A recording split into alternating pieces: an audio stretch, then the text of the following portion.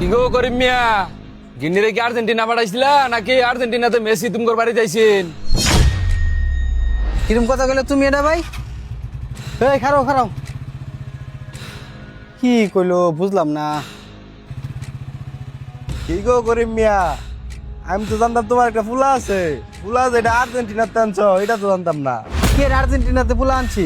এতে কি কও তোমরা সবাই? শুনোছিন আলাপটা ভাঙ্গে দিয়ে দাও। আপনার ফুলার এই জিগান যা। আরে তুমি শুনো, কি বুঝলাম না। বউ পোলা হান মানে কি কয় এটা? এই করিম মিয়া আপনার ভুলা এটা কি করছে? আচ্ছা কবছে কি হয়েছে এটা? সবাই জানি কি কইতাছে। আমার পোলা কি করছে আমি তো কিছুই বুঝতেছি না। তুমি একটু ভাঙ্গাই কবছে কি হয়েছে। কি করছে আপনার ভুলা দেখ বাইন হ্যাঁ দেখি। দেউন তাইলে ভালোবাসি না মানে বাপ বাপ বাপ, মেসি আমার আব্বা আব্বা আব্বা। সুপ্রিয় দর্শক, এখানে দেখতে পাচ্ছেন একজন আর্জেন্টিনার সাপোর্টার আছে। আমরা আসেন তার সাথে একটু কথা বলি।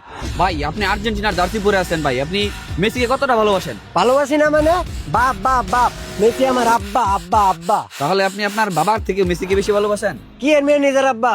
মেসি মেসি বাপ বাপ বাপ, আমার আব্বা আবার কাপ নিব। কি এর নিজের বাপ? সবার আগে মেসি আব্বা বাপ বাপ বাপ। 3বার কাপ নিছি, আরেকবার নিমু।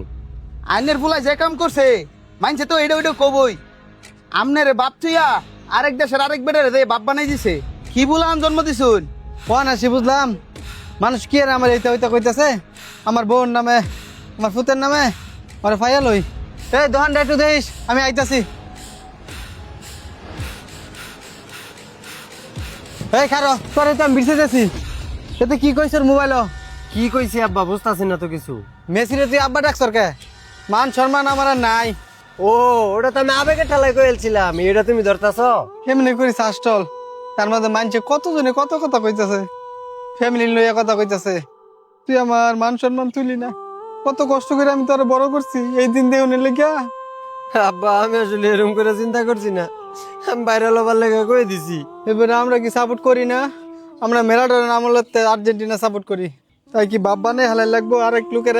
মানুষ অনেক কত মজা করবো, এটা চিন্তা করুন লাগে না? মানে এলাকাত মুখ দেওয়া মুখ এমনে। আব্বা আমার ভুল হয়ে গেছে, তুমি আমার মাফ করে দাও।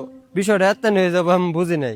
খেলা নিয়ে আনন্দ করো, কিন্তু আনন্দটাকে ওই পর্যায়ে নিও না যাতে করে তোমার সমাজ, তোমার পরিবার, তোমার ধর্মের প্রতি আঘাত হানে।